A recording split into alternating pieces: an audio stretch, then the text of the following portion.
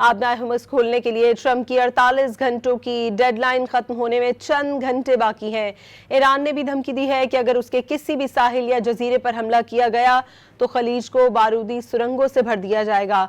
ईरानी दिफाई council की जानिब से जारी बयान के मुताबिक ईरान के किसी भी जजीरे या साहिल पर हमला किया गया तो खलीज की तमाम मवासलाती रास्तों को बारूदी सुरंगों से भर देंगे।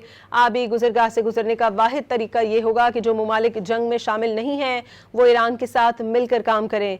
वाज़ेह रहे कि अमरीकी सदर डोनाल्ड ट्रंप ने ईरान को आबनाए हुर्मुज़ खोलने के लिए 48 घंटों की डेडलाइन दी थी। धमकी दी थी कि आबनाए हुर्मुज़ ना खोला गया तो अमरीका ईरान के बिजली घरों को मुकम्मल तौर पर तबाह कर देगा। डोनाल्ड ट्रंप की डेडलाइन खत्म होने में सिर्फ चंद घंटे बाकी हैं। खबर एजेंसी के मुताबिक ट्रंप खारिक जजीरे पर कब्जा करने के ख्याल पर भी गौर कर रहे हैं। ये जजीरा ईरान की 90% तेल बरामदात का जरिया है। आबनाए हुर्मुज़ खोलने के लिए ट्रंप की 48 घंटों की डेडलाइन खत्म होने में चंद घंटे बाकी हैं। ईरान ने भी धमकी दी है कि अगर उसके किसी भी साहिल या जजीरे पर हमला किया गया तो खलीज को बारूदी सुरंगों से भर दिया जाएगा।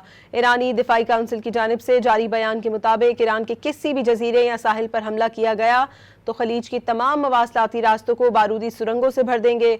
आबी गुजरगाह से गुजरने का वाहिद तरीका ये होगा कि जो ममालिक जंग में शामिल नहीं हैं वो ईरान के साथ मिलकर काम करें। वाज़ेह रहे कि अमरीकी सदर डोनाल्ड ट्रंप ने ईरान को आबनाए हुर्मुज़ खोलने के लिए 48 घंटों की डेडलाइन दी थी। धमकी दी थी कि आबनाए हुर्मुज़ ना खोला गया तो अमरीका ईरान के बिजली घरों को मुकम्मल तौर पर तबाह कर देगा। डोनाल्ड ट्रंप की डेडलाइन खत्म होने में सिर्फ चंद घंटे बाकी हैं। खबर एजेंसी के मुताबिक ट्रंप खारिक जजीरे पर कब्जा करने के ख्याल पर भी गौर कर रहे हैं। ये जजीरा ईरान की 90% तेल बरामदात का जरिया है।